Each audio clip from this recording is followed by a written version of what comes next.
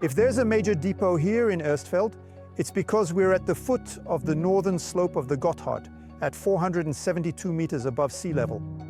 From here, the climb begins up to Göschenen at 1,106 meters, 29 kilometers away, which means an average of 22 meters per kilometer, with a maximum of 26 per 1,000.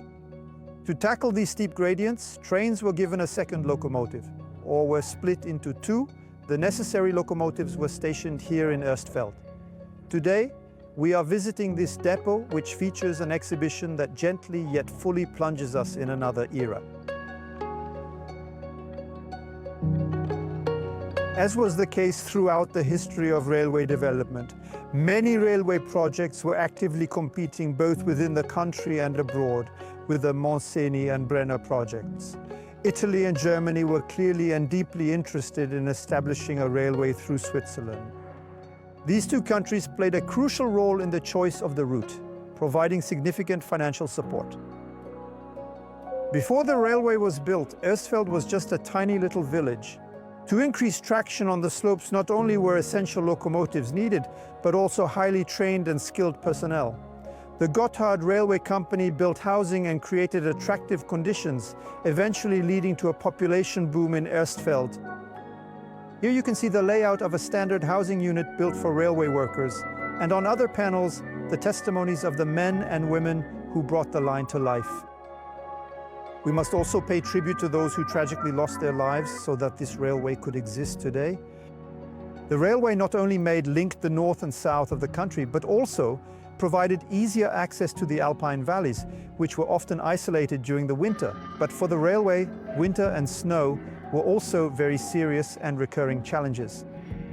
When the line first started operating, snow was cleared with a triangular snowplow and a lot of very hard physical labor carried out manually. After heavy snowfall in January 1895, the line was blocked for several days, which eventually prompted the Gotthard Railway Company to urgently order a truly powerful and reliable steam snowplow. It was the German firm Henschel & Sohn in Kassel that built and delivered the X-Rod M100 in 1896. X stands for a service vehicle, while Rot is used to indicate a rotary snowplow, and M refers to a thermal vehicle. The rotary, as it was nicknamed by many, could not move on its own power. It always had to be pushed, initially of course by a powerful steam locomotive, and later on by an electric one. This impressive machine was capable of clearing a path through a 2-meter thick layer of snow at a speed of 10 kilometers per hour. In 1948, about 25 years after the electrification of the line, the SBB conducted tests with electric snowblowers, but the tests were not successful. So the X-Rod M100 was still used very regularly and reliably until around 1975. The advantage of steam was that it was independent of the overhead line, which could be damaged by avalanches.